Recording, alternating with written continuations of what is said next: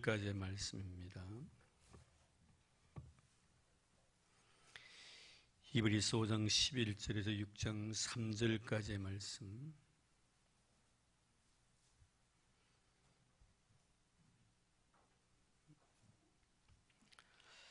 우리 다 같이 한 절씩 교독하도록 하겠습니다. 멜기세덱에 관하여는 우리가 할 말이 많으나 너희가 듣는 것이 두나무로 설명하기 어려우니라.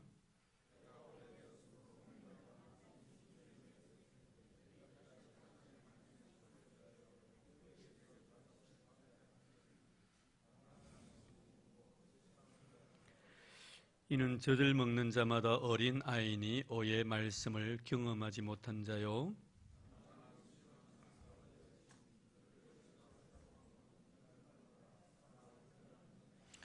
그러므로 우리가 그리스도의 도의 초보를 버리고 죽은 행실을 회개함과 하나님께 대한 신앙과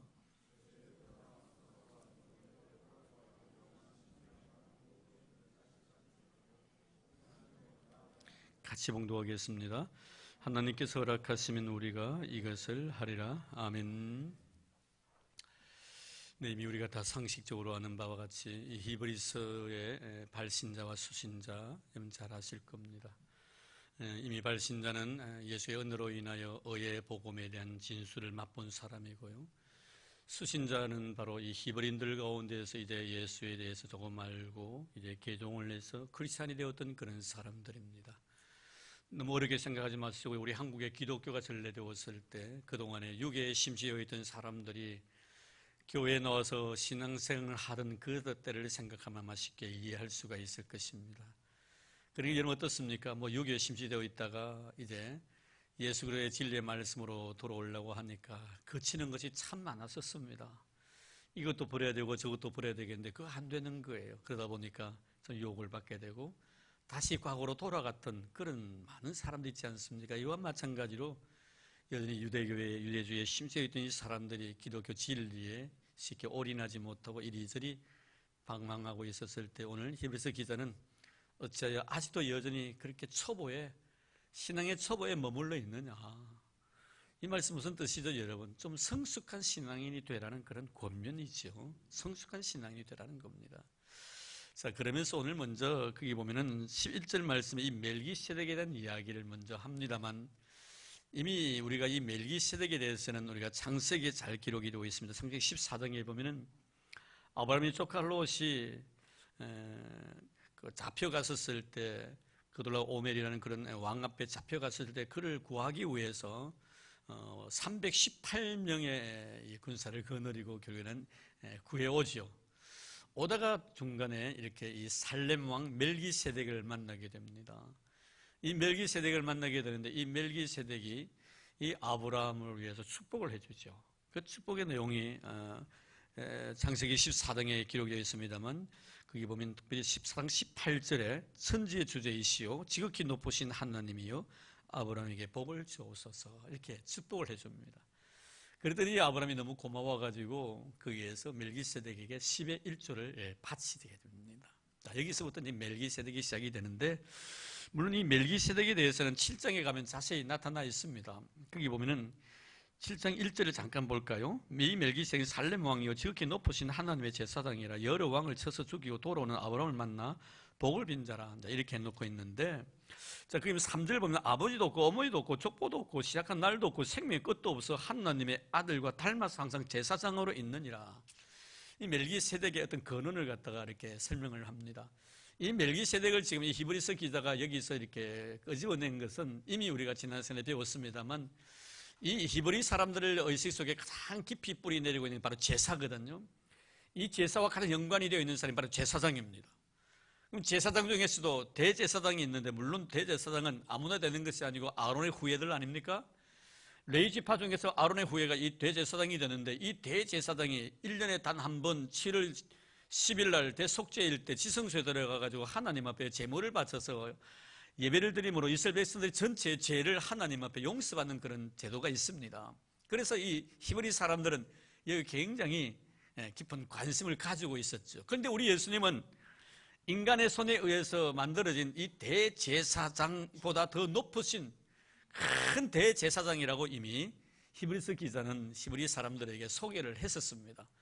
그럼 그 대제사장이란 말은 무엇이죠? 하나님과 인간 사이의 중도적인 개념이에요. 그리고 히브리서 기자는 또 예수님을 갖다 큰 대제사장이라 한 것은 바로 대제사장 중에서도 큰 제사장이다. 하나님과 우리 인간 사이의 중보의 개념을 설명하자가 보니까 대제사장에 대한 이야기가 너무 그래야만이 히브리인들이 쉽게 이해를 할 수 있겠더라 이 말이에요. 그래서 우리 예수님은 제사장보다 더 큰 제사장이 되셔가지고 우리의 죄를 위해서 하나님 앞에 단번에 자기 자신을 속죄제물로 주심으로 인해 우리 죄와 우리 허물이 예수의 죽으심으로 인해서 다 용서받았다는 이 귀하고 아름다운 진리를 이들에게 가르쳐 주고 싶은 거예요. 자, 그래서 오늘 말씀에도 이 멜기세덱을 또다시 끄집어냅니다. 근데 이 멜기세덱은 뭐예요? 거기 보면 높으신 하나님의 제사장이라 7장 1절에 기록이 되어 있는데요, 역시 제사장에 대한 이야기를 합니다.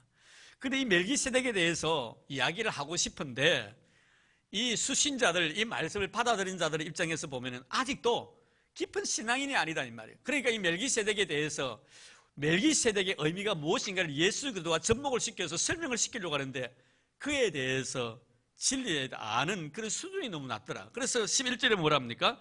멜기세덱에 관해 우리가 할 말이 많으나 너희가 듣는 것이 두나무로 너희들이 아직도 들을 귀가 열려져 있지 않다는 거예요. 아무리 이야기를 해도 받아들이지 않는다는 거예요. 예수님에 대해서 이 멜기세덱을 통해서 예수님을 이야기하려고 하니까 예수님께서 하나님의 아들로서 이 세상에 오셔서 동정녀 탄생을 하시고요, 그분이 십자가의 죽으심으로 인하여 우리 죄와 우리 허물이 용서되었다는 이 귀한 진리를 이야기하려고 하니까 조금은 알 것 같은데, 대사제사장은 재물을 가지고 하나님 앞에 나가서 제사드림으로 우리 죄를 다 용서받았지 않느냐, 그거는 맞지. 근데 예수님께서는 큰 대제사장이 되셔서 십자가에서 우리를 죽어주심으로 해서 우리 죄와 우리 허물이 용서되었다는 것은 알 것 같기도 하고 또 좀 이상하단 말입니다. 예수님께서 하나님이신 예수님이 인간의 몸을 입으시고 이 세상에 오셔서 우리를 위해서 대속제물이 되어주셨다? 이거 어떻게 이해해야 되겠나 이겁니다. 그러니까 이해의 폭이 아주 좁은 거죠. 그래서 히브리서 기자 그렇게 말을 하는 겁니다.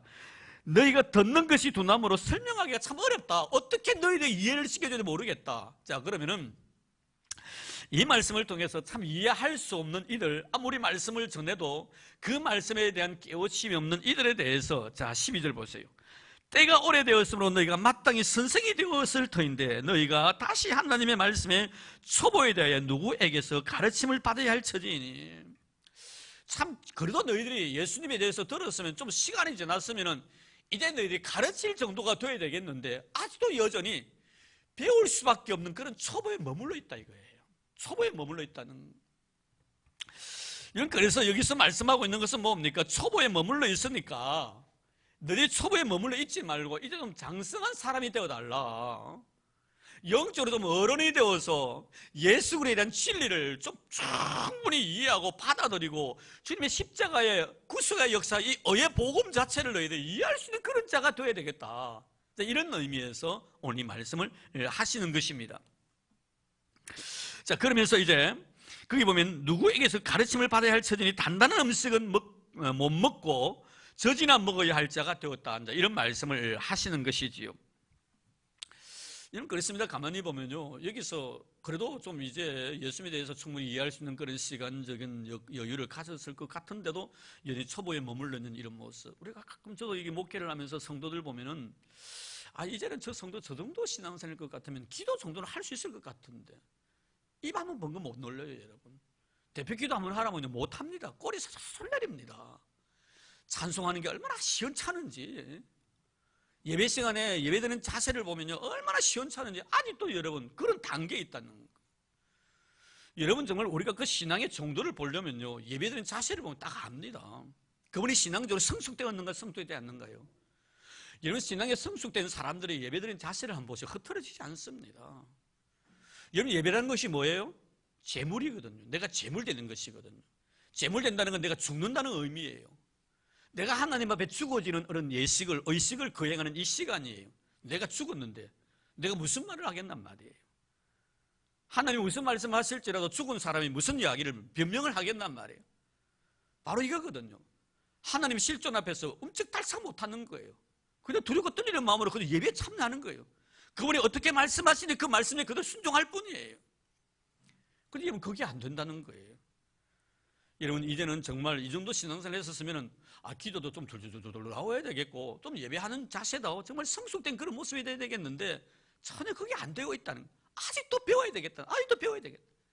이제 가르칠 정도가 되고 있는데 아직도 너희들이 배울 수밖에 없는 그런 초보에 이르느냐고 이렇게 책망하고 있는 이런 말씀을 여기서 보게 됩니다. 그러면서 여기 보면은 이 초보라는 것이 뭐냐, 단단한 음식은 못 먹고 젖이나 먹는 자가 바로 초보다, 이렇게 말씀하고 있지요. 이런 것입니다. 이 젖이라는 것은 뭐예요? 아주 부드러운 음식입니다. 어린 아이들이 먹는 주식이 바로 이 젖입니다. 언젠가 제가 그런 간증을 들은 적이 있는데요. 제가 잘 알고 있는 그 여한규라는 집사님에 대해서 아마 여러분께 한번 설명을 드렸을 거예요. 그분은 저보다 1살 위였습니다. 그런데 같이 식사를 하면은 항상 자기 옆에는 휴지가 이렇게 두루마리 휴지가 있어요. 휴지가 있는데 왜 휴지를 곁에 두냐면은 음식을 먹고 그 찌꺼기를 휴지에 받기 위함입니다. 굉장히 오랫동안 그랬기 때문에 남들은 잘 몰라요. 손 안에 자그마한 휴지를 딱 이렇게 넣어 놓습니다.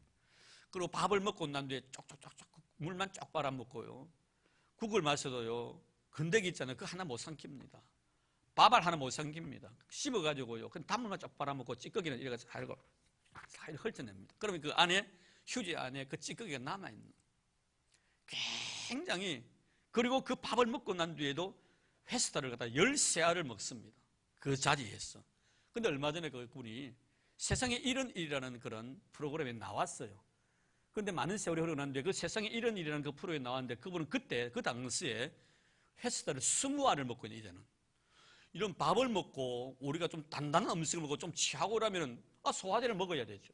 그런데 이분은 단단한 음식도 아니에요. 단단한 음식을 먹어도 국물만 쭉 빨아먹고 건더기만 쏙 꺼주는데 뭘 또 소화시킬 게 있습니까?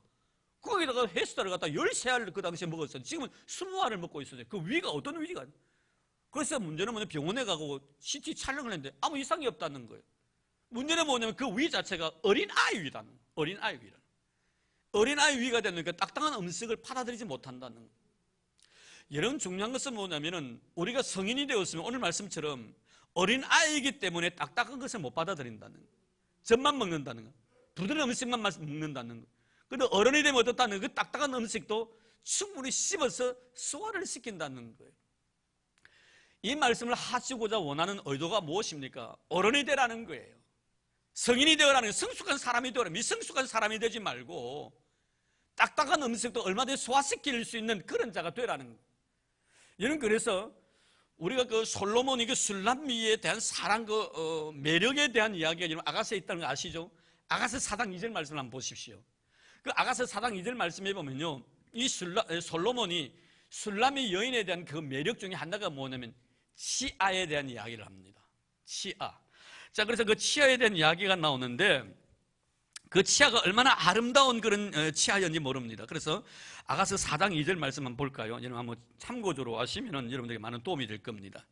자, 그러면 내 이는 목욕장에서 나오는 털 깎인 암양 곧 새끼 없는 것은 하나도 없이 각각 쌍태를 낳은 양 같구나, 이렇게 이야기하는 그 치아를 보고요. 여기서 보면은 치아에 대해 두 가지에 대한 매력을 지금 이야기를 하는데, 첫째는 뭐냐면은 거기 보면은 내 이는 목욕장에서 나오는 털 깎인 암양 곧 새끼 없는 것은 하나도 없이 각각 쌍태를 낳은 암양이라는 거예요. 여기서는 치아가 희다는 거예요. 양의 색깔은 뭐예요? 흰색이거든요.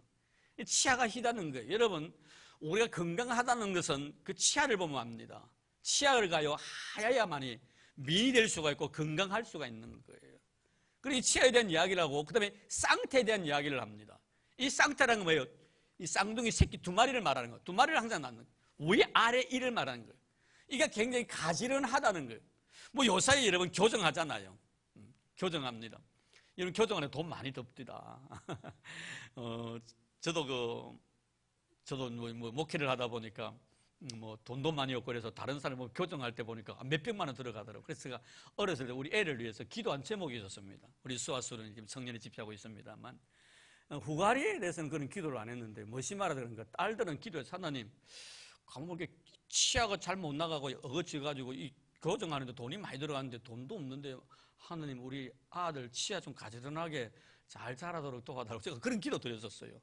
근데 여러분 우리 애들 치아 보면 가시런해요. 그래서 한 돈 1000만 원 벌었습니다. 여러분 이 쌍태라는 것은 뭘 말하냐면은 치아가 아주 가지런하다는 거예요. 치아가 가증하다는 것은 음식을 잘 씹는다는 거예요. 음식을 잘 씹는다는 거예요. 이 두 가지거든요. 그래서 이 술라미 여인은 첫째는 뭐냐면 하얀 치아, 하얀 것은 바로 순결을 의미하는 거죠. 그래서 그 음식을 먹는 그 마음의 자세죠. 솔로몬이 어떤 말을 할지라도 그 말에 대한 자세를 말하는 거예요. 굉장히 마음밭이 깨끗하다는 거예요. 그리고 어떤 이야기를 하더라도 잘 소화를 시킨다는 거예요. 그게 바로 건강한 치아에 대한 이야기가 나오거든요. 이런 가만히 보면 오늘 말씀해 보면은 우리가 성숙한 사람과 미성숙한 사람의 차이는 뭐냐? 성숙한 사람은 어떤 딱딱한 음식이라도 치아가 가진하게 있기 때문에 씹어가지고 충분히 소화를 시킨다는 거예요. 이런 정정은 우리가 하나님의 귀한 말씀을 들을 때 정말 성숙한 사람의 특징이 뭐냐면 그 말씀이 가끔 우리의 자존심을 건드립니다. 참 듣기 싫은 말이야 이 말이에요. 그런데 그 말씀이 하나님의 말씀 같으면은 그 말씀 자체가 내 자존심을 건드린다 할지라도 그 자존심을 건드린 그 말씀 앞에서 내가 아멘이 되느냐 안 되느냐 문제예요. 여러분 성숙한 사람들은요 그 말씀이 내 자신의 자존심을 건드릴 때 그 말씀 앞에 내가 아멘이 된다는 거예요. 가끔 우리가 이런 말씀에 대한 이야기를 할 때 받아들인 마음의 자세에 대해서 이야기를 할 때 동시대에 여러분 우리에게 주었던 아름다운 영적 교훈을 주었던 두 사람 있잖아요. 그분이 바로 사울과 다윗입니다. 이런 사울과 다윗의 삶의 모습을 보면 극명하게 대조적으로 나타나는 것이 뭐냐면 하나님의 말씀에 대한 자세였다는 거예요. 왜 여러분 하나님께 사울을 버리시고 작정하십니까? 말씀에 대한 자세거든요. 하나님께서 그에게 말씀 주실 때 그 말씀에 대해서 받아들이지 않습니다. 그런데 나중에 오죽했으면 사무엘 선지자를 보내셔가지고 순종이 제사보다 낫고 하나님 말씀 듣는 것이 수양의 기름보다 낫다라고까지 말씀하십니다. 결국 여러분 다윗 같은 경우는 주의 말씀에 철저하게 순종하는 형입니다. 자기가 죄를 범했을 때 그 죄를 범하는 그 순간 속에서도 자신의 자존심을 건드리는 나단 선대가 와가지고 그에게 말씀했을 때 그 자리에 옥자에 내려와서 무릎을 꿇습니다. 그리고 회개하면서 하나님 내가 하나님 앞에 죄지었다고 고백을 합니다. 그런데 여러분 그러고 난 뒤에 나중에 다윗이 왕이 되기 이전까지 모든 삶 속에서도 얼마나 그가 철저하게 말씀을 통하여 훈련받은 자인가를 알 수가 있는데 그것이 뭐냐면 시편 119편의 내용이에요. 시편 119편 말씀 작자 미상입니다. 그런데 많은 학자들은 다윗의 작품으로 보고 있는 거예요. 왜 여러분 다윗의 작품으로 봅니까? 그가 철저하게 말씀에 대한 순종하는 삶을 그는 광야의 삶을 통해 배웠기 때문에 광야 사울을 통해서 정말 시련의 시간들을 보내면서 철저하게 하나님의 말씀에 이끌림 받는 삶을 살아갑니다. 말씀을 떠날 수가 없었던 거예요. 왜냐하면 너무 위기이기 때문에 자기는 힘이 없는 사람이고 사울은 너무나 권세자였습니다. 일개 백성이 어떻게 왕과 대적할 수가 있습니까? 이런 가운데서 하나님이 능력을 통해 나를 지켜주지 않으면 안 되는 거예요. 그래서 시편 23편을 고백한 내용이 뭡니까? 내가 음침한 사망의 골짜기를 지날지로 해를 두려워하는 것은 주께서 나와 함께 하심이라. 말씀을 통해 나를 지켜주시다. 그리고 다윗이 시편을 통해서 우리가 느끼는 것은 하나님은 나의 방패셨다. 나의 피난처셨다. 나의 피할 바위가 되어주셨다. 이런 말씀을 하시는 거예요. 철저하게 그가 하나님 말씀에 순종했을 때 그 순종의 결과가 어떠했던가를 광야의 삶을 통해서 느꼈기 때문입니다. 그리고 우리가 대표적인 사건이 하나 있지 않습니까? 하나님의 말씀을 통하여 하나님께로부터 기름 부음 받은 자의 몸에 손을 대지 말라는 철저하게 지킵니다. 그 나중에 사울에게 뭐라고 말합니까? 왕이시여 제가 왕의 생명을 소중히 여긴 것 같이 하나님이 저 생명을 소중히 여겨주실 것입니다. 이렇게 고백을 하는 거예요. 그리고 사울 보십시오. 하나님 앞에 벌을 받은 사울의 입장에 보면 정말 그는 유치한 사람이에요. 아직도 여러분 딱딱한 음식을 먹지 못하는 사람이에요. 말씀이 자신의 자존심을 건드릴 때는 가차없이 말씀대로 살아가는 것이 아니고 자기 감정대로 모든 것을 해결했던 사람입니다. 이런 다윗이 배가 고파가지고 아히멜렉 제사장 앞에 가가지고 떡을 좀 요청합니다. 배가 너무 고픈 거예요. 사울에게 쫓기다 보니까 먹을 것이 없는 거예요. 그래서 아히멜렉이 하나님 앞에 제사된 진설병을 그에게 줍니다. 이런 그것을 먹었는데 그 장면을 갖다가 도에게는 사람이 보지 않습니까? 이 도에게는 사람이 가서 사울에게 고자질을 합니다. 그때 사울이 당장요 노업 땅에 있는 제사장 85명을 도액을 시켜 죽입니다. 여러분 이게 바로 여러분 사울의 모습이에요. 하나님의 제사장을 85명을 양심의 가책 느끼지 않고 죽여갑니다. 이게 바로 하나님 앞에 버림을 당한 자의 모습이라는 것을 우리는 알 수가 있습니다.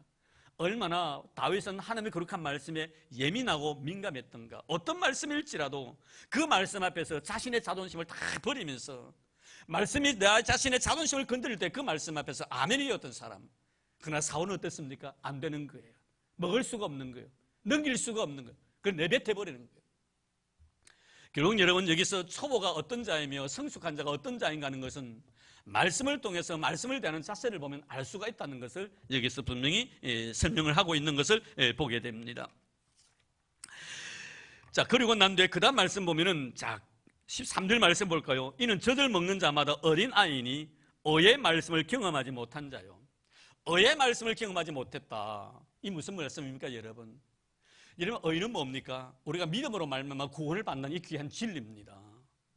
사실 이것은 엄청난 비밀 중에 비밀이거든요. 이것은 아무에게나 주시지 않는 하나님의 선물이죠. 오늘 우리도 다 그렇습니다. 믿음으로 말미암아 구원을 받는 거예요. 내 행위를 통해서 내 자랑이나 내가 이 세상에 가지고 있는 어떤 인간적인 공로에 의해서 구원을 받는 것이 아니라 철저하게 믿음으로 말미암아 구원을 받는 것이 바로 의의 복음입니다. 오늘은 이 의의 복음에 손질을 하는 사람들 얼마나 많습니까, 여러분? 함부로 손대는 사람들 얼마나 많습니까, 여러분? 하나님 주신 귀한 말씀 더할 수 없고 덜할 수 없습니다. 가해도 안 되고 감해도 안 됩니다. 왜 하나님께서 예수를 통해서 우리에게 주신 귀한 진리의 말씀을 갖다가 손을 대냐 이 말이에요. 그게 왜 사족을 붙이느냐 이 말이에요. 결코 있을 수가 없는 문제거든요. 그 귀하고 아름다운 진리에 믿음으로 말미암아 구원을 받는 이 귀한 진리, 심오한 진리, 이 귀하고 아름다운 것을 깨닫지 못하는 자가 바로 초보다 이 말이에요. 저는 여러분들이 우리가 구원을 받은 것은 믿음으로 말미암아 구원을 받은 이 귀한 진리들이 예배 속에서, 생활 속에서, 삶의 현장 속에서 경험되어지기를 바랍니다. 이 경험되어진다는 것이 뭘 의미하는 것입니까, 여러분? 내가 주를 위해 수고하는 수고의 목적이 무엇이며 내가 주님 앞에 나와서 예배드리는 예배의 목적이 무엇인가를 아는 것을 말하는 거예요. 다른 데 있는 것 아닙니다, 여러분. 내가 왜 저 사람을 사랑해야 되는가 하는 사랑의 의미를 아는 것입니다. 왜 내가 저 사람을 용서해 줘야 되는가, 이 용서의 의미를 아는 것이 바로 의의 복음의 진수를 느낀 자의 모습이라는 거예요. 이 사랑은 왜 합니까, 여러분? 내가 의의 복음을 받았기 때문에, 사랑받을 수 없는 내가 사랑을 받았기 때문에 사랑하는 거예요. 왜 내가 늘 용서해 줍니까, 여러분? 내 의입니까? 내 자랑입니까? 내 공로입니까? 아닙니다. 용서받을 수 없는 이 죄를 예수의 은혜로 인해 내가 용서를 받았기 때문에, 내가 1만 달란트 빚진 자로서 빚을 탕감받았기 때문에 형제 100데나리온 진 빚은 내가 탕감해 준다는 거예요. 그것을 내가 아는 사람이 할 수 있는 일이 그거다 이겁니다. 의의 복음의 그 깊은 진리의 진수의 의미를 깨닫지 못하면요, 사랑하면서 사랑의 의미를 모릅니다. 용서해주면서 왜 내가 용서해줘야 되는지 모릅니다. 모른다는 건 뭘 말하는 것이죠? 내가 용서해줬지, 내가 대단한 사람이지, 내가 사랑 베풀어지, 나는 대단한 사람이야, 이렇게 생각한다는 거예요.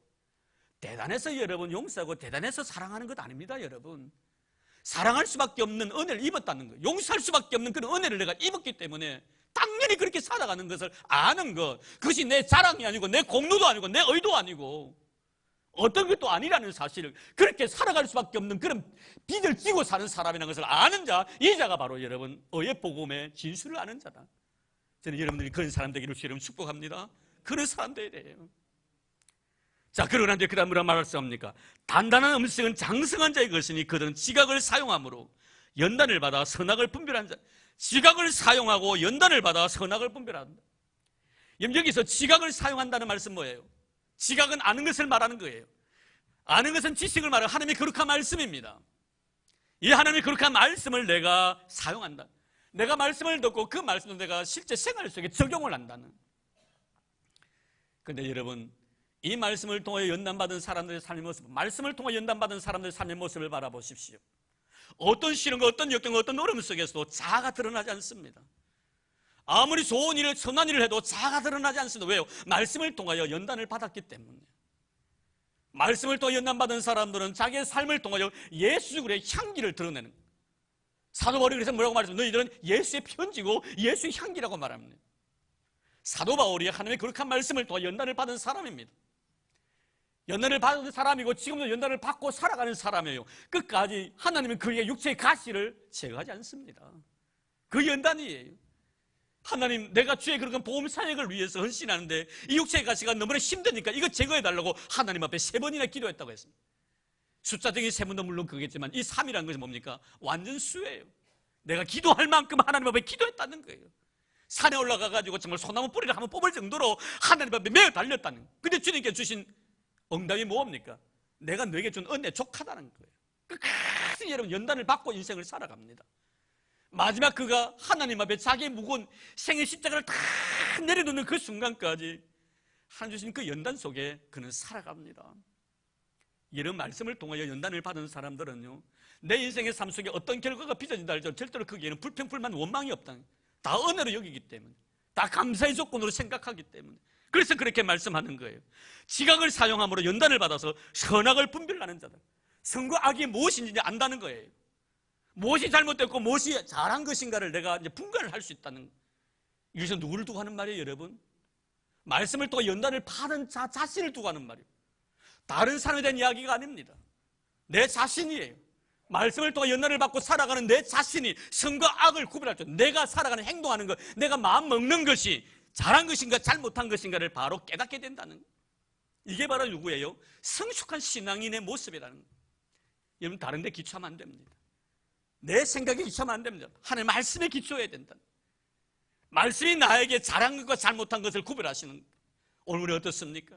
말씀을 제쳐두고 내 생각과 동일한 생각을 가지고 있는 사람은 다 내 편이고 좋은 사람이 의인이고 칭찬받을 사람입니다. 그러나 내 생각과 전혀 다른 사람은 뭐예요? 다 죄인이에요. 정죄의 대상이에요. 아니라는 거예요. 말씀을 또 연단을 받았기 때문에 선과 악을 분명하게 분별할 줄 아는 자가 바로 성숙한 신앙인이라 이렇게 말씀하고 있는 것입니다. 사랑하는 성도 여러분, 우리는 어디로 가니 무엇을 하더라도 어떤 사건이 일어날 때 내 자신의 마음 자세 속에서 정말 내가 지금 잘 생각하고 있는지 잘못 생각하고 있는지 잘 말하고 있는지 잘못 말하고 있는지 내가 분간할 줄 아는 자가 되라. 이 자가 바로 여러분 성숙한 자라고 이렇게 말씀합니다. 자, 그러면서 그럼 6장 1절 말씀 보게. 그러므로 우리가 그리스도의 도의 초보를 버리고 죽은 행실을 회개함과 하나님께 대한 신앙과 세례들과 안수와 죽은 자의 부활과 영원한 심판에 관한 교훈의 틀을 다시 닦지 말라. 굉장히 중요한 내용이죠, 여러분. 지금 뭐예요? 히브리인으로서 기독교에 개종하고 난 뒤에 이미 예수의 진리의 말씀을 통해 너희들이 세례를 받았고 회개했다. 더 이상 무엇이 필요하겠는가? 더 이상 무엇이 너희들에게 필요하겠는가? 또 다시 닦으려고 하지 말라. 자, 그러면 하나하나 생각해 볼까요? 6장 1절 보십시오. 도의 초보를 먼저 버리라. 성숙한 사람이 되는데 도의 초보가 뭔가? 그게 보면 죽은 행실을 회개하라. 여기서 죽은 행실에 대한 회개입니다. 이 죽은 행실이라는 것은 생명의 주인이신 예수가 없는 사람의 행위에 의존하는 의, 이렇게 주석에 달아놓았습니다. 여기서 정말 죽은 행실이 뭡니까? 여러분, 예수도가 없는 사람의 행위에 의해가지고 내가 신앙생활을 하는 것을 말하는 거예요. 우리의 마음의 중심은 누가 되어야 되는 거예요? 예수님이십니다.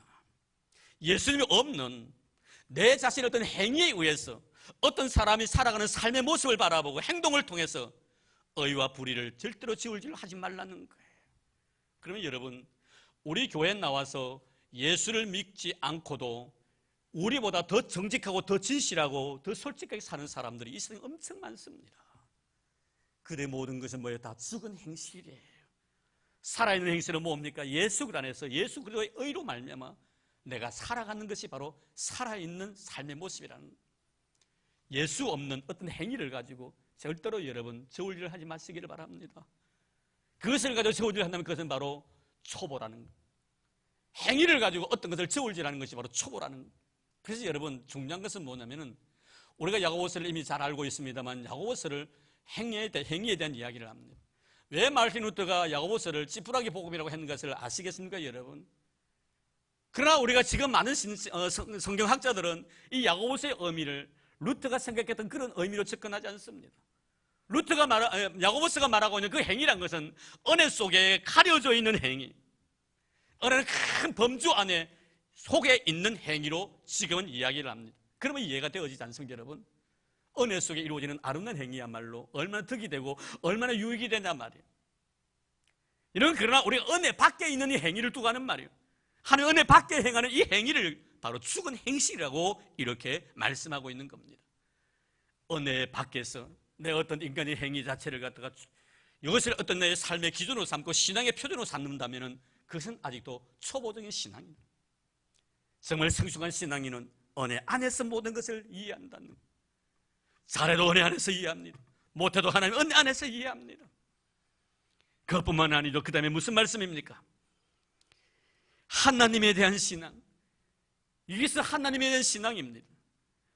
여러분, 히브리인들, 과거에 히브리인들이 하나님에 대한 신앙이 없었습니까? 있었습니다. 여호와 신앙이 있었습니다. 그럼 왜 여기서 초보에 대한 이야기를 하면서 하나님에 대한 신앙을 제로합니까?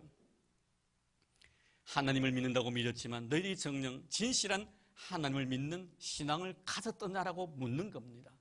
정말 하나님에 대한 믿음과 신뢰가 있다면 말씀을 믿을 것이고, 말씀에 대한 신뢰가 있다면 말씀의 성취자로서 오신 예수를 너희들이 믿어야 되지 않겠나 이 말이에요. 신구약 성경 말씀이 무슨 말씀입니까 여러분?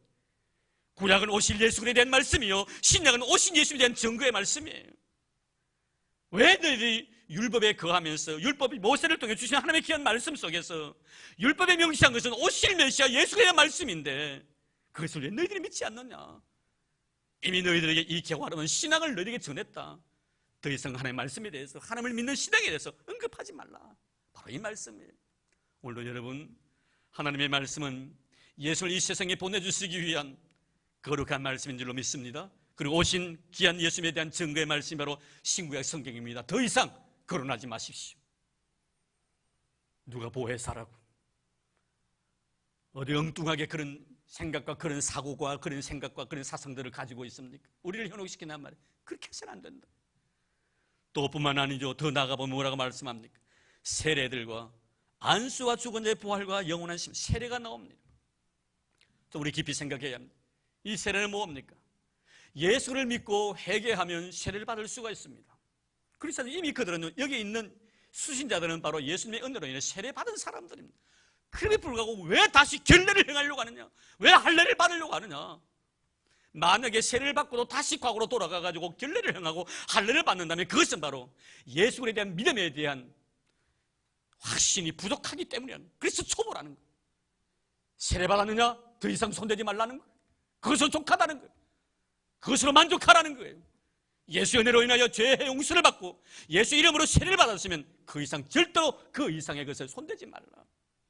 만약에 거기에 대해서 손을 댄다면, 세례 말고 또 다른 결례를 행하고 그것이 또 할례를 받는다면, 여러분 사도행전 15장 말씀 보면은 세계 제1회 공회, 기독교 공회, 총공회가 열렸을 때 이때 이런 대두되었던 이슈가 뭡니까?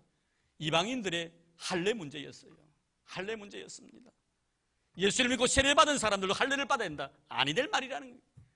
세례 받았으면 끝나는 것이지 뭐 거기다가 또 할례를 받느냐. 그런 거에서 결정된 것이 뭡니까? 이방인들에게 할례를 요청하지 말라는 거예요. 바로 그겁니다, 여러분. 또 뿐만이 아닙니다. 그 다음에 안수에 대한 문제가 나옵니다. 이 안수의 문제가 여기 대두된 것은 왜 있냐면, 여러분, 그래서 안수라는 것은 구약적인 배경에서 보면 세 가지입니다. 첫째는 뭐예요? 내 자신의 죄를 짐승에 전가시키고 그 짐승을 제물로 바치기 위해서 짐승을 자기의 죄 대신에 끌고 온 그 사람이 그 짐승의 머리 위에 안수를 했습니다. 여기서 안수라는 것은 내 죄를 적에게 전가를 시킨다는 거예요. 두 번째는 여러분 어떤 내용이었습니까? 여러분 잘 아시다시피 두 번째 안수는 직분제를 세울 때였습니다. 제사장직을 세울 때, 왕의 직분을 세울 때, 선지자의 직분을 세울 때 머리에 안수를 해서 세웠습니다. 여러분, 이것이 바로 안수의 의미였지. 그리고 또 세 번째는 뭡니까? 자식들을 축복해 줄 때 축복의 도구로서 안수를 했었습니다. 근데 여러분, 여기서 왜 히브리서 기자가 이 안수에 대한 문제를 재론하느냐는 문제입니다. 그래서 많은 학자들이 그렇게 이야기를 합니다. 이것은 당시 안수라는 이 제도 자체가 성령을 갖다가 어떤 끌어들이게 하는 수단으로 삼았다는 거예요. 여러분, 이것 때문에 안수를 남용하고 남발했다는 거예요. 그래서 이 안수의 문제, 이 안수에 대해서 잘 이해하라는 거예요. 성령을 갖다가 그에게 주기 위해서 하나의 수단으로 삼지 말라는 거예요. 여러분, 성령은 누구에게 주시는 겁니까? 성령은 하나님 주시는 선물입니다. 누구에게? 예수를 나의 구주로 고백하는 사람에게 주시는 선물이에요. 은혜의 선물이에요. 그런데 안수를 함으로 말하면 그에게 성령을 주겠다고 한다면 안수해주는 사람이 오히려 어찌 보면 그 사람에게 영적 리더가 될 수가 있다는 거. 굉장히 위험천만한 것이죠. 그리고 심지어 여러분, 사도 바울은요, 세례에 대한 이야기를 하면서 내가 많은 사람에게 세례 주지 않냐면 감사하다는 거예요. 나는 어떤 사람에게 세례를 받고, 나는 베드로에게 세례 받았고, 나는 바나바에게 세례 받았고, 나는 누구에게 세례 받았다고 누구에게 세례 받은 것까지도 자랑합니다. 원래는 교회 보십시오. 나는 어느 교회 다녔다는 그것 자체가 자랑이 되어 있습니다. 서울에 대형 교회 다니면 와가지고 뭐라는 줄 아십니까? 나 어느 교회 대형 교회 뭐 하고 왔다고. 그게 무슨 자랑이에요, 여러분? 큰 교회 다니는 것 가지고도 자랑하는 이 세대예요. 내가 누구에게 안수를 받고 내가 누구에게 세례를 받은 그 자체도 자랑이 될 수가 있다는 거예요. 그래서 그 당시 이 안수를 가지고 남용을 한 겁니다. 그래서 여러분, 제가 한 사람 다미슨이라는 그 학자에 대한 이야기를 말씀드리게요. 이 다미슨이라는 사람 이런 말합니다. 안수는 성도가 하나님의 집에서 봉사할 자격을 인정받기 위한 통로여야지 이것이 성령 충만의 통로가 되어서는 안 된다. 성령 충만의 통로가 되어서는 안 된다. 참, 왜 그렇습니까? 위험성을 방지하기 위함이에요. 오늘날 여러분, 사람이 마치 예수님처럼 인정되는 그런 세상이 되어버렸습니다. 내가 누구에게 기도를 해주어서 은혜를 받았다면 그 사람을 내 가슴 속에 예수님이 계셔야 될 그 자리에 그 사람이 내 마음에 있다는 거예요. 이런 부작용과 무리들을 갖다가 방지하기 위함. 결국 여러분, 사도 바울은 디모데서를 통해서 디모데가 앞으로 목회할 때 이 안수에 대한 이야기를 신신당부합니다.